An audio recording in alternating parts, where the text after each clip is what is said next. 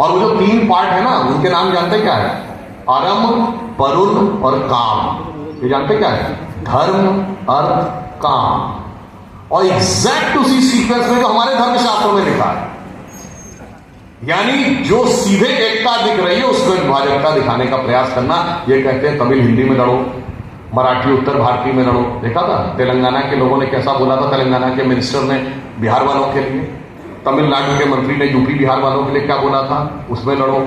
फिर कर्नाटक के मंत्री ने क्या बोला था कि रेवेन्यू कलेक्शन साउथ से ज्यादा आता तो नॉर्थ को नहीं देना चाहिए। तो उससे पत्रकार ने पूछा कि आप अलग होने के, हाँ हम तो अलग होने के लिए सोचेंगे, यानी उत्तर दक्षिण में लड़ जाओ। फिर क्या करो, अगड़े पिछड़े में लड़ो, फिर सामान्य और दलित में लड़ो, खूब लड़ो आपस में। और ये लोग लड़ाई यहां तक नहीं रोकते, फिर कहते हैं भाई तू घर में लड़, माँ बाप से लड़ जाओ। हर बात के लिए कहो कि नहीं मेरा तो सेल्फ स्टीम ऐसा है, मेरे माँ बाप कौन होते हैं मुझे समझाने वाले? यही समझाया जाता है ना, मेरा भी तो अपना ही सेल्फ स्टीम है, ईगो है। पर वही व्यवस्था आपको क्या बताती है?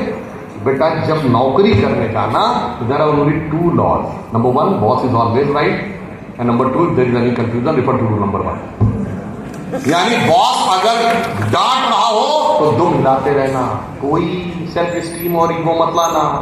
जिससे कॉन्ट्रैक्ट मिलना है वो फटकार रहा हो तो भी दुम हिलाते रहना, कोई वो नहीं। मगर घर पे आना तो कहना अरे बड़ा भाई बड़ी बहन तो छोड़ो, मेरे माँ बाप कौन होते मेरे को समझाने वाला? लड़ो, फिर भाई भाई लड़ो, फिर भाई बहन लड़ो, लड़ते रहो ऊपर से नीचे तक। ये वो लोग हैं जो इस देश को टुकड़े टुकड़े नहीं देखना चाहते, और ये चाहते थे कि समाज भी टुकड़े टुकड़े में बटे।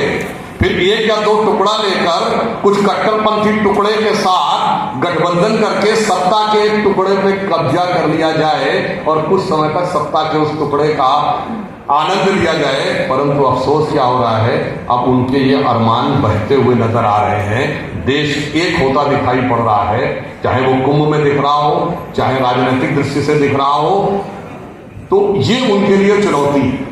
तो यदि 1 नेशन 1 इलेक्शन की हम बात करते हैं तो इसमें एक मैंने ये पॉइंट क्यों कहा, चुनाव के दौरान ही एक दूसरे के विरुद्ध फेमिनिस्ट पैदा करने का भी सबसे ज्यादा प्रयास किया जाता है, चाहे भाषा के नाम पे हो। अब आप देखिए तमिलनाडु की सरकार ने विरोध करना शुरू किया है, क्या इसमें कारण नहीं कि अगले साल तमिलनाडु में चुनाव है? वो कितने उसके लिए प्रतिबद्ध हैं और कितना वो राजनीति से प्रेरित है, ये बात समझ में आती है। उसी प्रकार वर्ग पे लड़ाना हो, जाति पे लड़ाना हो, भाषा पे लड़ाना हो, प्रांत पे लड़ाना हो, इस चीज की संभावनाएं भी कम होंगी। तो मैंने जो चौथा पॉइंट कहा था ना कि सामाजिक समरसता की दृष्टि से भी ये उचित है, भाई एक बार चुनाव हो गया, अब 4.5 साल ईमानदारी से काम करो। मगर अगर अब आप देखिए दिल्ली का चुनाव था तो क्या बोले केजरीवाल जी कि हरियाणा में जहर मिला दिया जमुना में। तो कुछ भी बोलने लगेंगे सिर्फ इसलिए कि वैमनस्य पैदा हो जाए दिल्ली और हरियाणा के बीच। तो प्रांत के बीच में लड़ाई करवा दो, वर्ग के बीच में लड़ाई करवा दो, भाषाओं के बीच में लड़ाई करवा दो।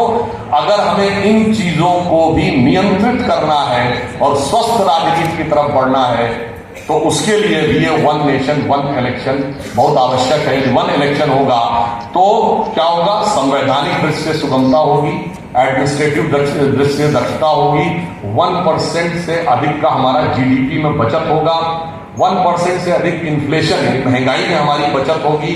इसके साथ जो राजनीतिक प्रतिस्पर्धा है वो भी थोड़ी कम होगी। विपक्ष के मुख्यमंत्री के साथ भी आप मिलकर काम करेंगे, क्योंकि जाकर वहां प्रचार नहीं करना है एक दूसरे के खिलाफ हर 2 महीने के बाद जाके।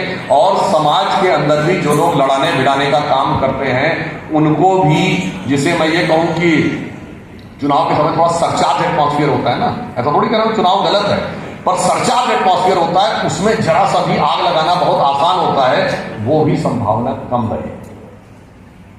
तो इसे हम ये कह सकते हैं कि इस रूप में समझिए कि ये 1 नेशन 1 इलेक्शन हमें क्या संदेश देता है कि जाति प्रांत और वर्ग भेद के भ्रम को दूर भगाता है, सबके मन का भाव एक है, सबकी भारत माता है, अनेकता में एक के मंत्र को जन जन फिर अपनाता है, देखो प्यारा देश हमारा आगे बढ़ता है।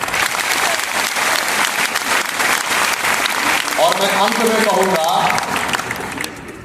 कि जितना भी विरोध करना है वो लोग विरोध कर लें, जितना भी उन लोगों को विश्वमन करना है विश्वमन कर लें, पर हमारे प्रधानमंत्री जी तो आपके इस काशी क्षेत्र के प्रतिनिधि हैं, तो वो भगवान शंकर के उस स्वरूप से प्रेरणा लेते हैं कि मैं मधु से अनभिज्ञ आज भी जीवन भर विषपान किया है, किया नहीं विध्वंस विश्व का आजीवन निर्माण किया है।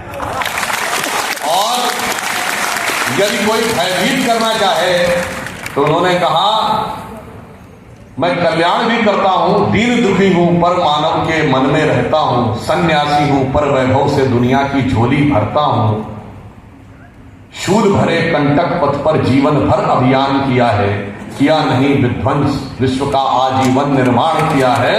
पर आगे जरूरत पड़ी तो प्रलयंकर हूं महाकाल वन पापों का अवसान किया है, किया नहीं विध्वंस विश्व का आजीवन निर्माण।